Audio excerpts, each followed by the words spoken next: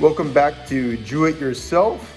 My name is Nico, and today we're talking about the Seder plate and making a Charoset. Okay? We can get most of our information about how to put together a Seder plate by using a Haggadah. A Haggadah is the service for Passover. Now, I like to use this one because it's got Hebrew and English and pictures, and it's great for the family to follow along. I will try to find a link for some sort of PDF for those of you who don't have one. Try to print off the PDF and use this printed copy during your Passover Seder, because you're not supposed to use electronic devices during the holidays or Shabbat. So we'll go downstairs. We will take a look at the Seder plate, discuss the meanings, and make Charoset. Welcome back to my Passover kitchen, where we're going to take a quick look at the Seder plate. All right, so of course I've got my bottle of wine. You'll need a couple of these because during the Seder, each person drinks 4 servings of wine. There's a minimum for each serving. We've got that. It's also kosher for Passover. On my plate here, I've got a couple of different items. I've got the karpas, which is like a little appetizer. It's eaten at the early stage of the Seder just to get a little something on the belly as we start drinking our 4 bottles of wine. There's a hard-boiled egg that should be on the Seder plate. There's no particular blessing for this one, but it's there to represent the free will offerings that were given at the time of the Passover offerings. There is maror, the bitter herbs.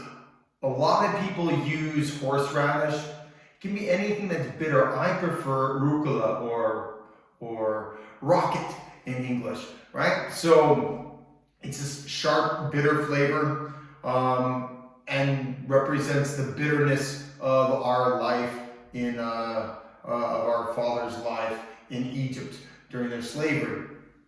I've got salt water over here where I can dip my hard-boiled egg. I can dip my karpas in there. I'm going to remember the tears of our servitude, right? Here I've got the forepaw, the shank of a goat. Now,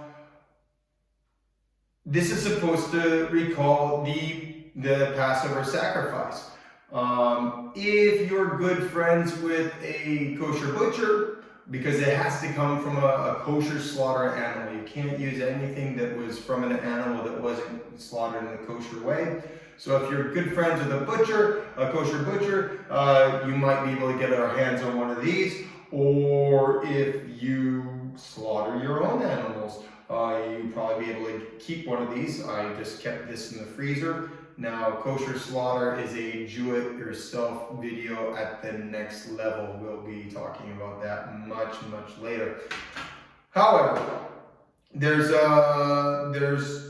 lot of people who can't get a shank like this. It's okay to use a chicken leg. Again, it needs to be a kosher chicken. So get to your kosher butchery and get a chicken.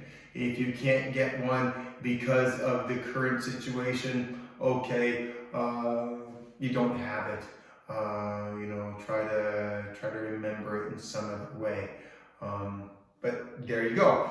Now also I have my 3 matzot over here that I will have with the meal, and that's an important part of the Seder plate as well. Now there's one thing that's missing, and that's something called Charoset, and it's kind of a spiced applesauce mixed with nuts and sugar, a little bit of wine, and that's eaten in a way to remember the mortar that was used with all the brick building that our fathers did as slaves in Egypt. And so to add this to our plate, I'm going to make some right now.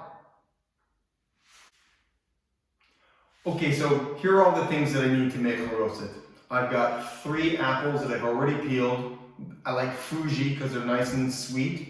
Okay, I've got this cup of walnuts that I'll mix in there. I've got some brown sugar.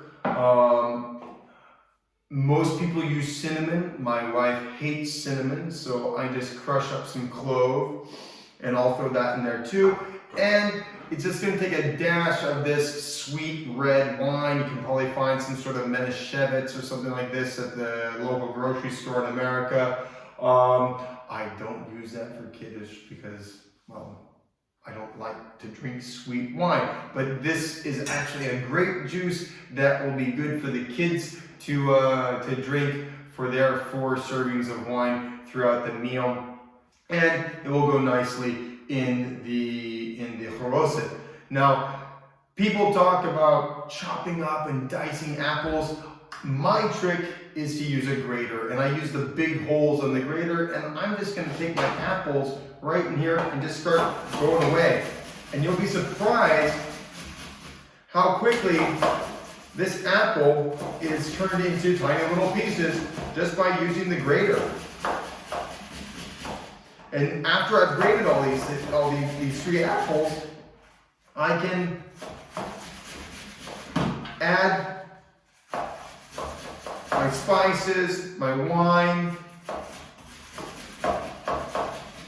my sugar, and mix it up. And then I'll have my Charoset and be ready to complete my Seder plate.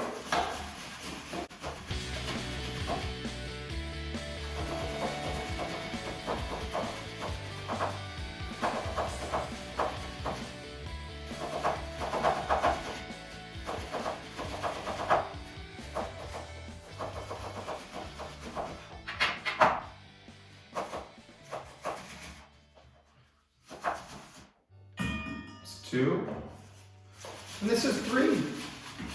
And remember that all these implements, I'm using these implements that I've keshered before, right? So there's no chametz on any of it. I'm not placing secretly or unsuspectingly getting any chametz in my charoset as I'm making it. I'm in a kitchen that I've specially cleaned just for doing Passover cooking. And this way we keep clear of having any leaven, any bread, any chametz in our cooking during the week of Passover.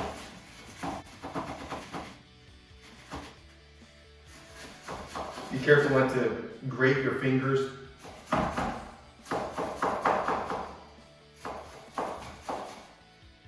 Because that will be great.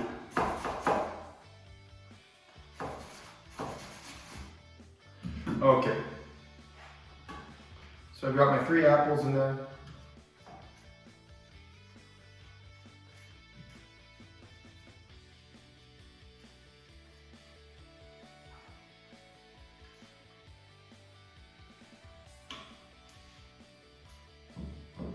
I've got my crushed cloves,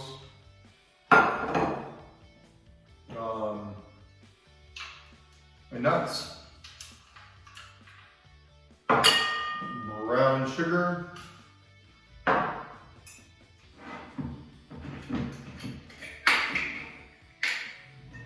and a little bit of wine.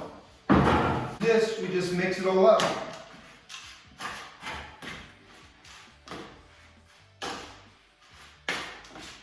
Now, the wine, the alcohol in the wine acts as a little bit of a preservative. If you want, you can add just a little bit of lemon juice, citric acid in there will help preserve it as well.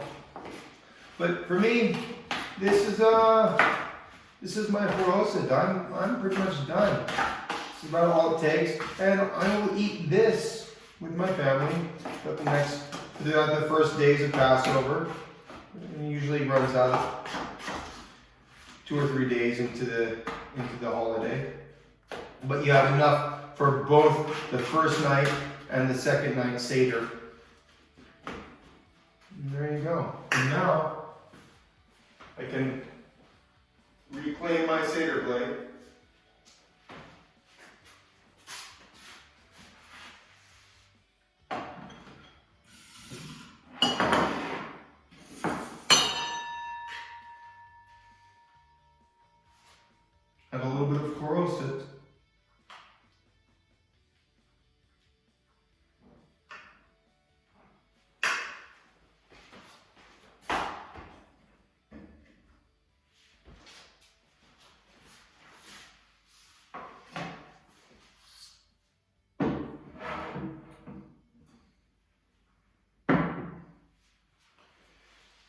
And now we're ready for Passover.